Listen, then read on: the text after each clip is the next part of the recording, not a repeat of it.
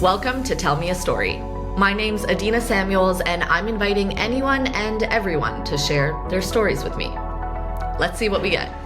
Gershom, welcome to Tell Me a Story. Thank you. Thanks for joining me. Yeah, it's great to be here. Great I've never done this before, so You'll be a natural. Don't worry about hopefully, it. yeah. Tell me, can you introduce yourself to our audience? Yeah, I'm Gershom. I'm 31. We live in the same city. That's how we know each other. Yeah. We have like a bunch of mutual friends, and now we're friends, and hence we're here. I work in software engineering. I love that kind of stuff. I like nature. I like adventure. I like hiking and camping and getting dirty and that kind of thing. And yeah, I think it's going to be diminishing returns from here out if I describe myself further. I think that's a great description, and I've loved getting to know you over the years. So you know how this works. You come with the story, you tell the story, so take it away. Yeah, that's right. So the story that I brought to tell you is something that I did a little bit like pre-COVID. And I guess I had a lot of time on my hands. I was kind of blessed with a job that was like paying me all right. And I was getting away with murder. I didn't have to work for like many hours a day. I was out of a bad relationship also. And yeah, I don't know. I felt like a certain need to do something, and I kind of sat there in my angst for like many weeks, I guess, kind of thinking about kind of like some feeling that I had to do something new. And so what I decided on for like a whole kind of like confluence of reasons was to create this kind of like, I'm calling it a hyper-local newspaper, basically, where I would stand on the corner and I would interview people as they walked by. I'd kind of like try to garner their attention, that kind of thing. I'd say, hey, can you stop for a second? And where in the city were you? This was right at the corner of Bathurst and St. Clair. And I kind of envisioned it that like any news that I was going to kind of like extract from people who were walking by was going to be like relevant to the people of Bathurst and St. Clair. And I had kind of like a whole philosophy and like ideology behind this kind of thing. Also, like why I landed on exactly this kind of idea. Like I wanted it to be like in real life only, no Instagram account, no website, nothing like that, Oh, so not a physical newspaper in any way. Only physical, purely physical. Purely physical, not online. Digital If you don't catch it in person, basically, then like there's no way to see it. And you were gonna print it and hand it out to people? Yeah, that's exactly what I did. I stood there. I tried to talk to people. It took maybe about 6 hours of like standing there, I think, to get enough interviews with various people that I'd have enough to kind of like compile into like a single edition, which was just a single, pretty like densely written page of paper, because I wanted to be able to put it up on like lamp poles and stuff like that, and just a single page worked really well for that. This is called the Midtown Perspective. That was my name for it, but it was really Bathurst and St. Clair specifically, and you get into an argument of whether that's actually Midtown in Toronto. Also, was that in the paper or? No, we didn't touch that. We kind of you just took that as the word of God, that. This was the Midtown. So what were people's reactions when you tried to stop? So this is one of the big reasons that I thought this was a good idea.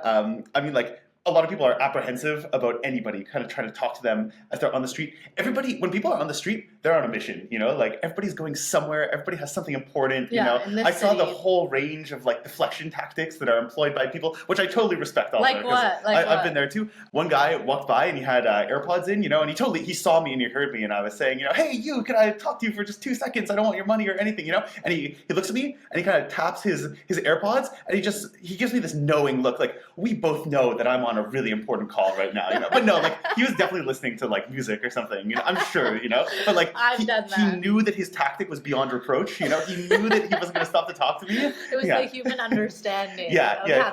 I think we both knew that we both knew everything, that kind of thing. Other people would kind of get like halted for a second, like a freaking like twig that's like floating down a river, and it gets caught on some rocks for a moment, and you don't know where it's going to go, right? And they'd stop, and then they'd realize that they regret it, right? And they don't want to do this. Whatever I'm doing, they're scared, and they'd stop. They'd like be bending towards me, but then they'd be bending away from me, and I'd gradually lose them after that. It's a flexible twig.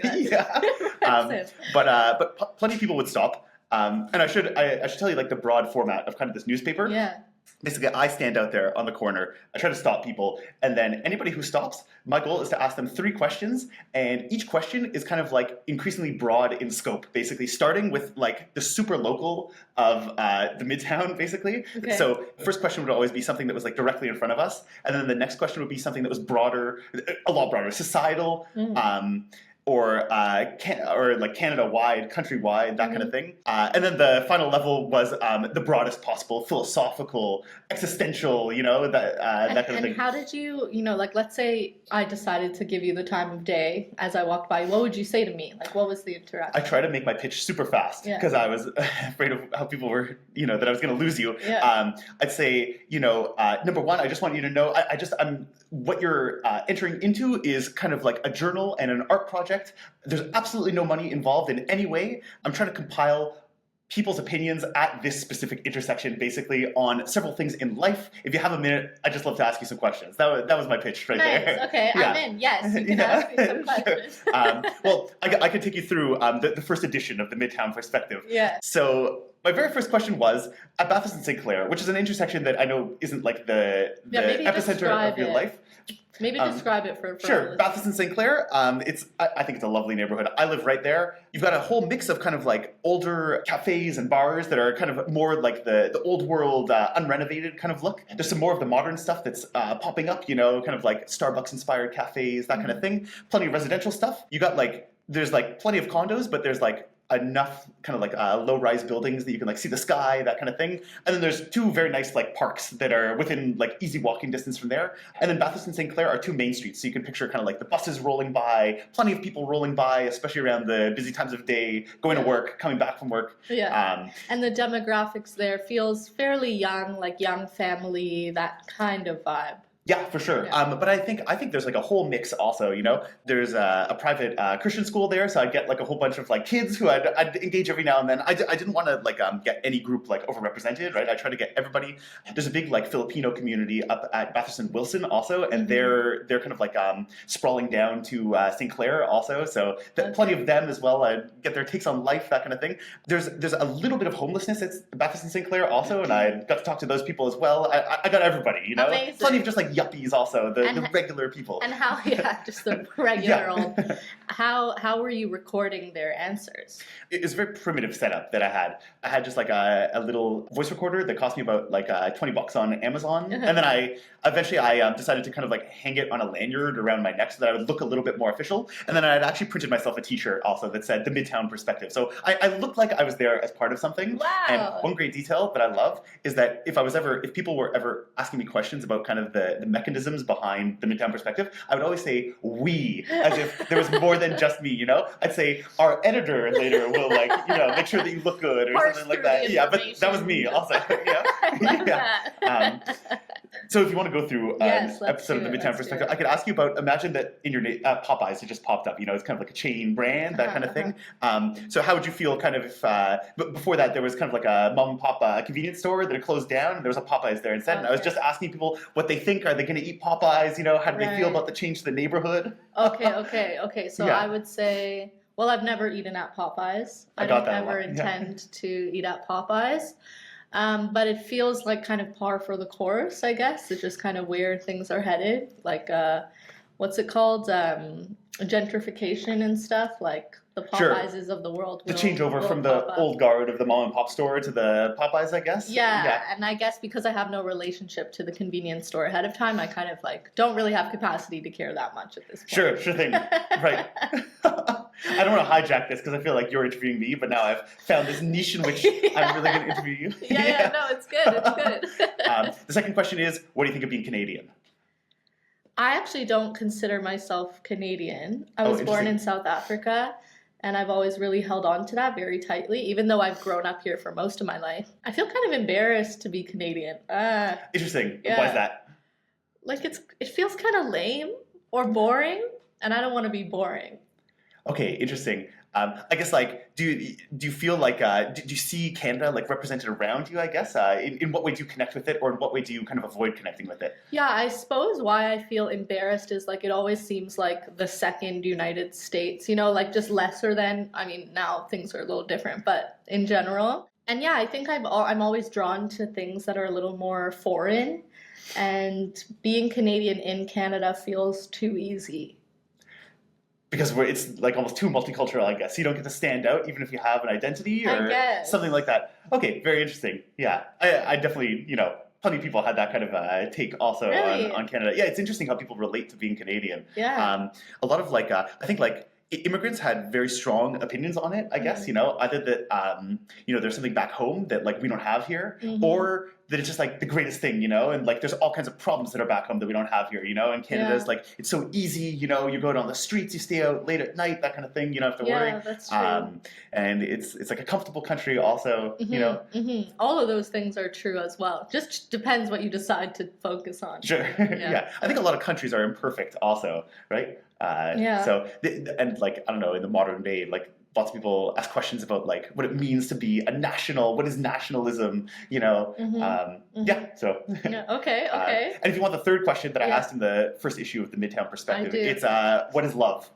Oh, no. The broadest category. Or what isn't love, or anything.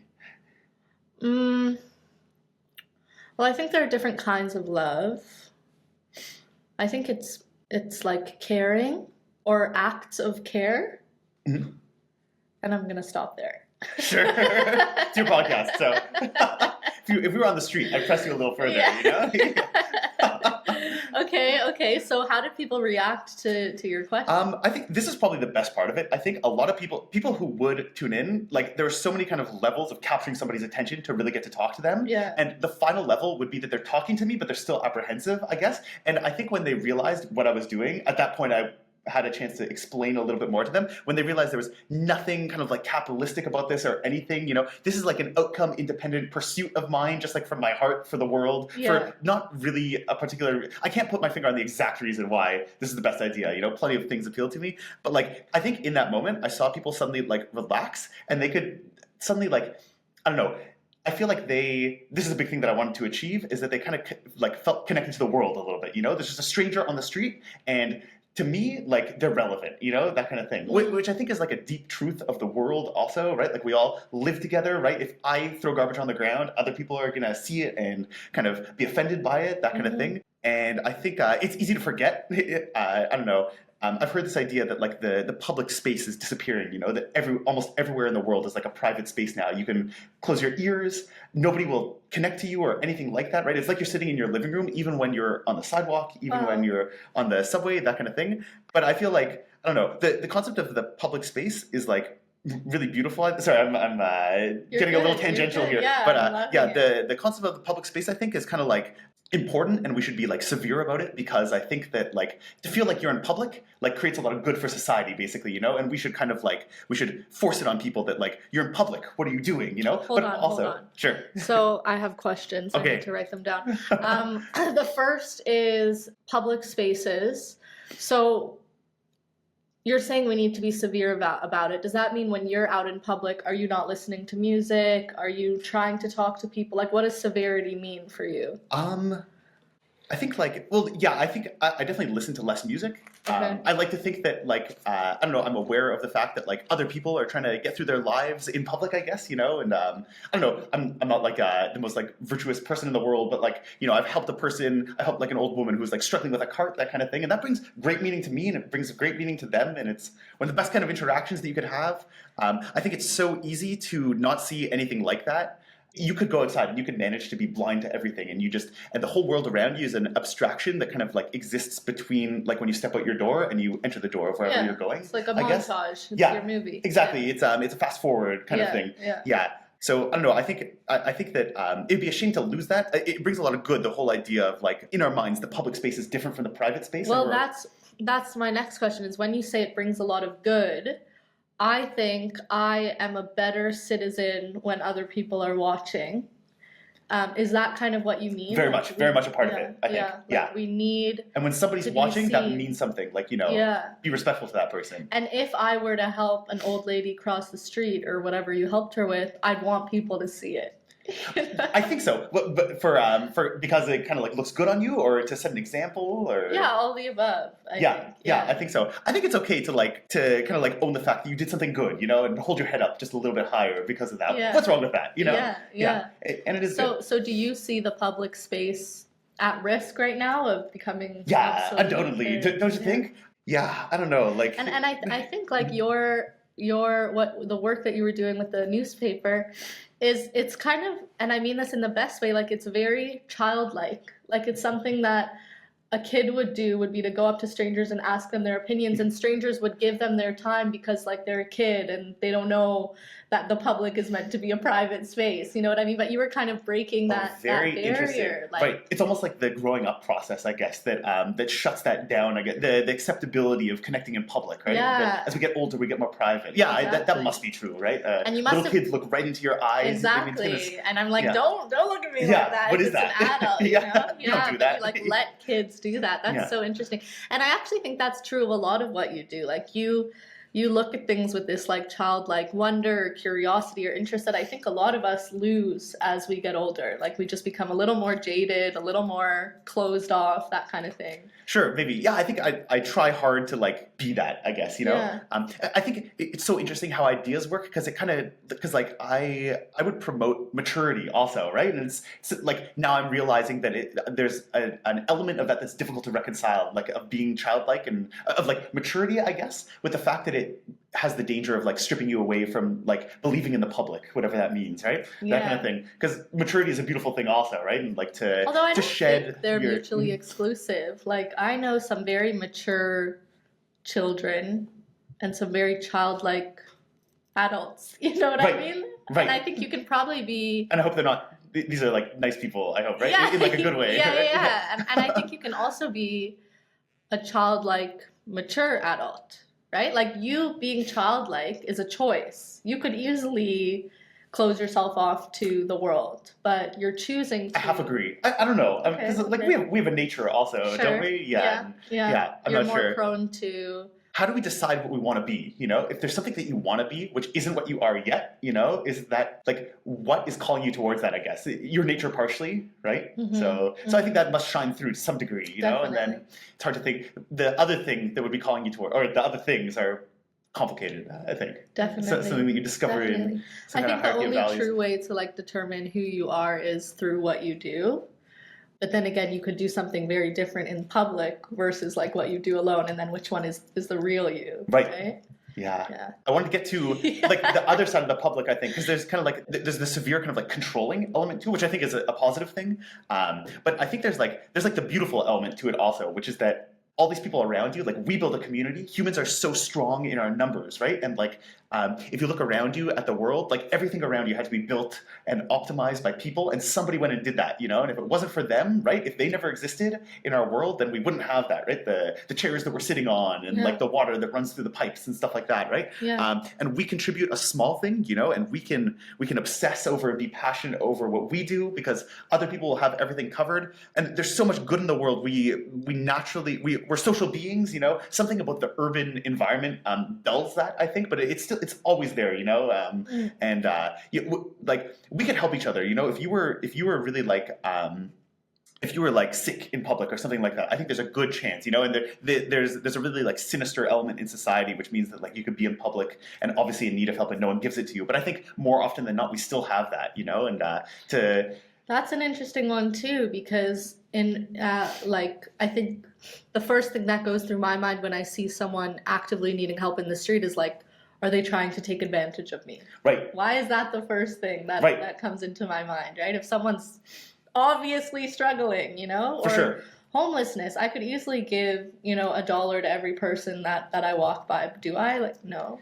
Yeah, it's hard, but I mean, would these people be rescued? I guess, you know, is it a lack of money, or is it a lack of principle or behavior or learning the patterns of like a healthier life, that kind of thing? That's the whole thing. The stories of poor people who win the lottery and squander it very quickly, right? Yeah. So I think a lot of like very good people struggle with why they aren't just spreading their money evenly across society, I guess, across the lowest tiers of society. And I think there's like, it's a very complicated thing to think about, I think. And I think, and I get scared when my behavior, when what I believe aligns with what I want to believe, you know? And I guess I want to believe that like I don't have to give my money to other people because then I get to have it, you know? And I get to like have nicer furniture or something, right? Yeah. So this is a domain where everybody is trying to believe what they want to believe, I think, you know. But I think like there is a like I feel like very few societies have like meaningfully solved this problem. I guess that, you know, there are poor people who don't manage to adjust, I guess, to live a good life. And what do we do about that, And I think like the technicalities that go into it should play into kind of like how we think about how we should support these people, I think. The fact that like just giving money probably isn't enough, Right. Even everybody giving $1, that's millions and millions of dollars, right? Yeah, it's not enough. Yeah. Okay, well that got us sidetracked. But tell me tell me some of like the best responses that you got from people. Oh man, I got so many good responses. Just like a really beautiful one, I think, to start with, is that Toronto is such a multicultural city.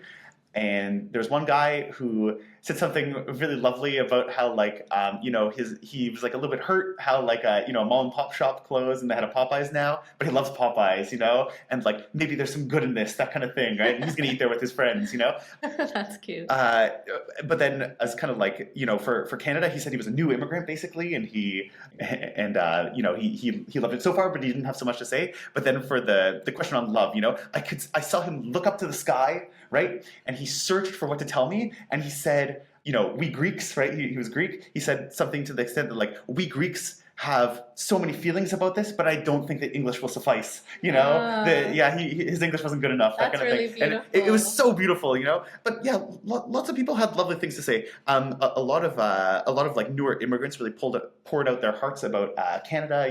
I think like there's a lot of reproach for this mom and pop shop being replaced, right? And it's so interesting because it feels like everybody wants to see an eclectic blend of like mom and pop shops, right? That like these like grassroots kind of things, and our behavior as a society makes that harder, and corporations win out, that kind of thing. But yeah, I asked the question about love to a guy who was going by on a bicycle, this Russian guy. Did he stop for you?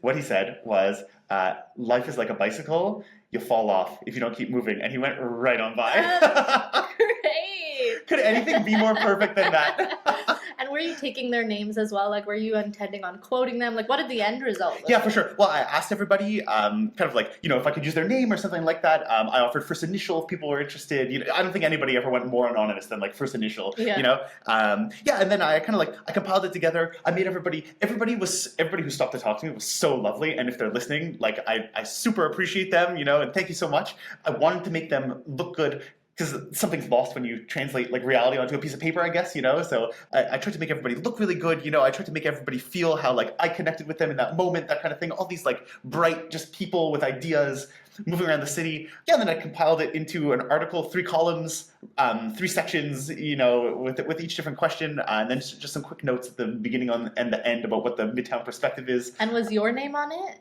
Did people know it was coming from No, you? I didn't even have my name. I was just the Midtown Perspective. That was it. That's crazy. Yeah. That's quite amazing. Yeah. And okay, so do you feel like it seemed like you were doing this maybe because you were a little bit like at a loose end, like you were just trying to fill something? I think so. I think so. Yeah. I had all this time that my work wasn't cutting too much into my life.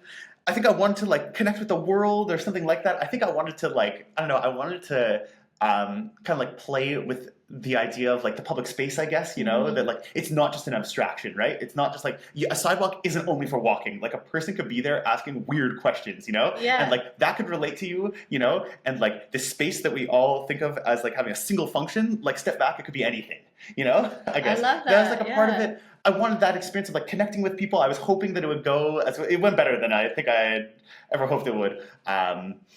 Yeah, and I think I wanted to produce something also. I think like a certain there's a creative element in the editing, right? How to like put the answers together in like a compelling way. It's a lot of work. You put together a tons publication. Tons of work. Yeah. I was out there in the winter taping these onto the lamp. I got them laminated. I was taping them onto lamp poles. How many editions did you end up Only 2. doing? Only ever 2. Okay. Yeah. Why? What happened?